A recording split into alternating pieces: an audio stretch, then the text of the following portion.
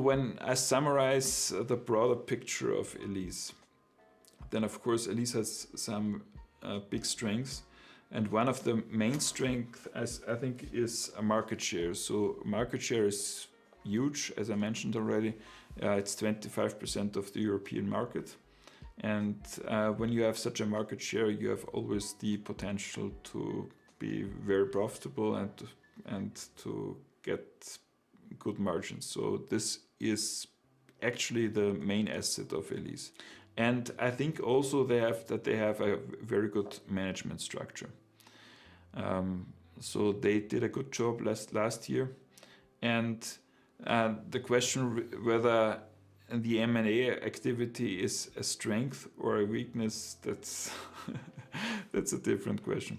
Of course, they have a very good M&A machine, so this is a strength.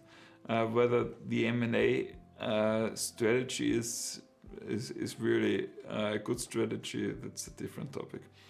And then, of course, when they resolve current weaknesses, this is a very good opportunity for the future, which leads me to the weaknesses.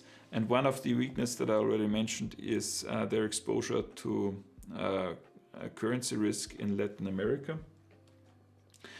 And they obviously have a customer churn rate. I think I make a separate video about this. I did one in German already, and I will try to update the information. I took all the revenue that they acquired through M&A in the last 6 or 7 years and compared it to the revenue increase of the last 6-7 years. And basically that's it. So the revenue increase is just what they bought from the market, from M&A. So either they were not able to get an organic growth themselves, or they had a very high customer churn rate of their of the companies that they bought. So of course this is not reported, but one thing is for sure, that they have an issue with customer churn. So this is actually a very big one. Then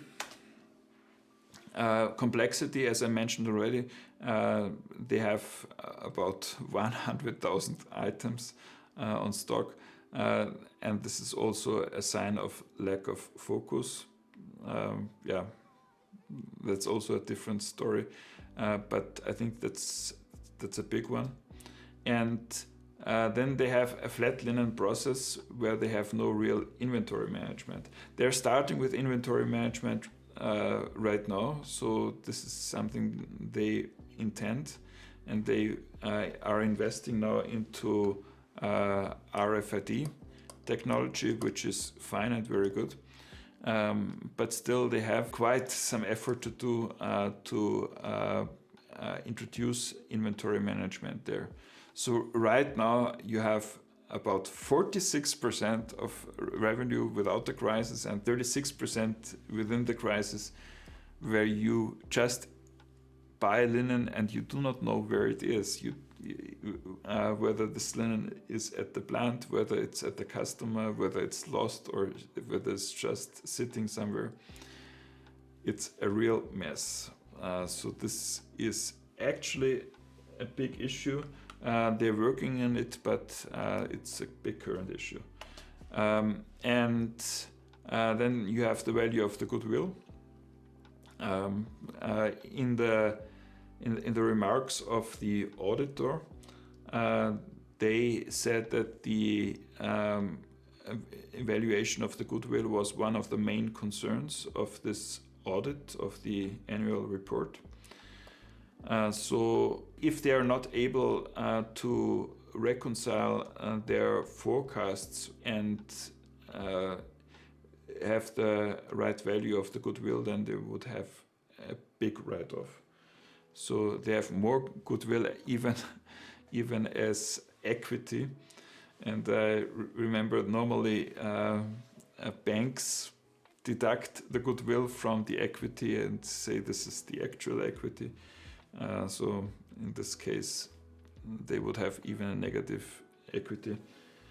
So at the end of the day, they are financing about 1 billion in goodwill with debt, which is quite a statement. And I don't know right now. I think they are investing enough, but I'm not sure whether they are about to make the same mistake as Berentzen itself and other companies like National Linen in the States.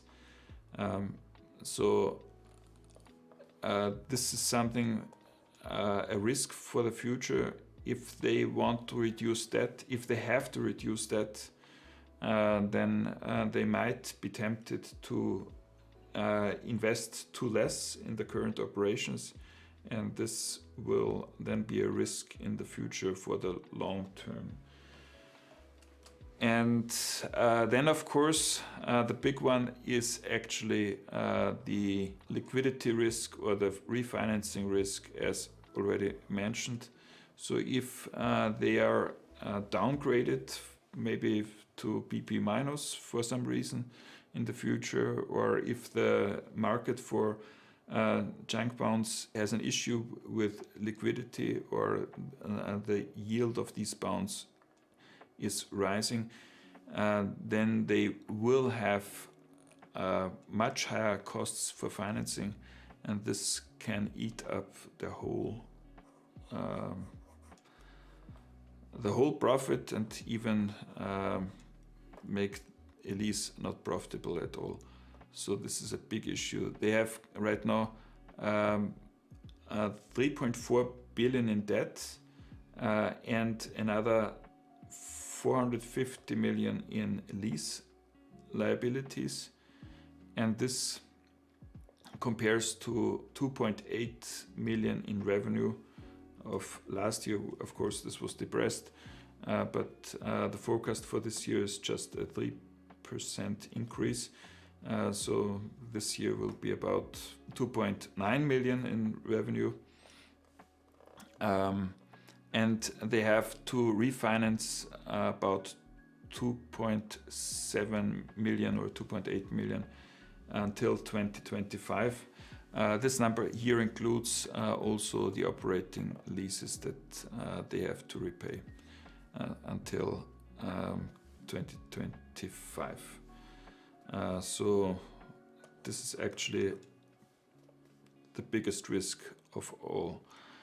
Yeah, and as mentioned here, if they are able to improve customer satisfaction, then this is basically can become even a strength.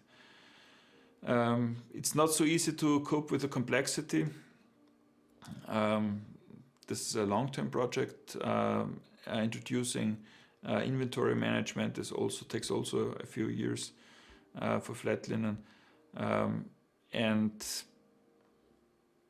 so basically they have to do quite some homework in these areas. But once they have finished the homework in 2 to 4 years, then they can have a very big potential for the future again.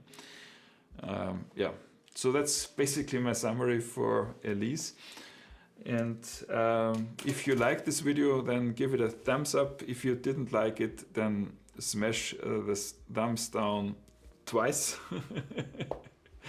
And leave a comment. I will read the comment and also answer it, and we can start a discussion there. If you're an entrepreneur in the laundry industry, and if you're interested in a free consultation with myself, there's a link in the description to book such a consultation. I've had some very good meetings already with executives and entrepreneurs in the industry, and I think I can give a very good perspective, and I have some idea on how to help right now.